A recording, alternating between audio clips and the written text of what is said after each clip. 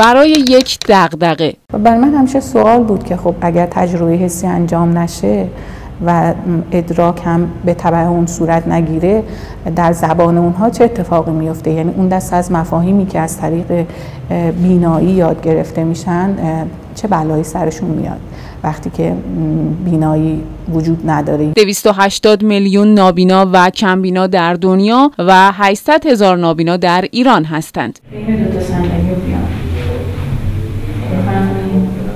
اونجا جلوی دوربین فرد نابینا توی جهتیابیش مشکل داره، توی چپ و راستش، توی راهش چجوری پیدا کنه، مثلا از اون حسای دیگه‌اش که باید برای پیدا کردن راهش استفاده کنه هنوز بلد نیستش، چیزی نمیدونه. آنها برای رفت آمد حتما نیاز به یک فرد دیگری دارند. تنهایی تا به حال جایی نرفتم. خانم محمودی برای رفع این مشکل یک وسیله جامع آموزش مفاهیم جهتی حرکتی به صورت بصری، لامسه و صوتی طراحی کرده است. ما سعی کردیم که جایگزین اون حس‌ها رو برای اونها با استفاده از اون وسیله ایجاد کنیم، یعنی با تجربه مصنوعی از طریق بازی اونها رو به سمتی سوق بدیم که اون مفاهیم رو یاد بگیرن. این گوی و مکعب فاصلهشون نسبت به همدیگه قابل تغییر هست و در طول این میله ها حرکت میکنن و فاصله دور و نزدیک و همچنین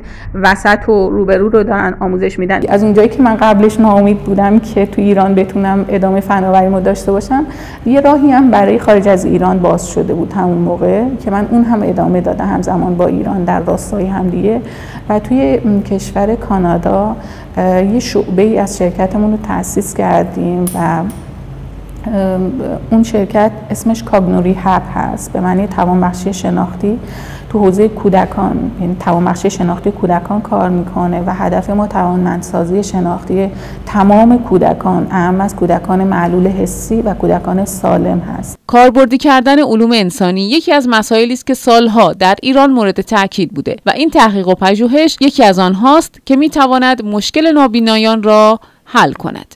وقتی که این جهتیابی رو خوب به فرد نابینا آموزش بدن، دیگه ایشون مستقلاً خودشون میتونن برن کارشون رو انجام بدن و نیازی به فرد دوم به عنوان همراه ندارن. این خیلی میتونه توی زندگی شخصی افراد نابینا تأثیر بسزایی داشته باشه. یه خواستمونم این هستش که از این شرکت‌های این چنینی هم حمایت بشه که یه گرهی از مشکلات عدیده عزیزان نابینای ما انشالله مرتفع گردد. بالا بردن مهارت اجتماعی و سازگاری اجتماعی نابینایان یعنی بهره بردن از ظرفیت نیروی انسانی در کشور و جهان. حاجی احمدی، خبرگزاری صدا و سیما، قم.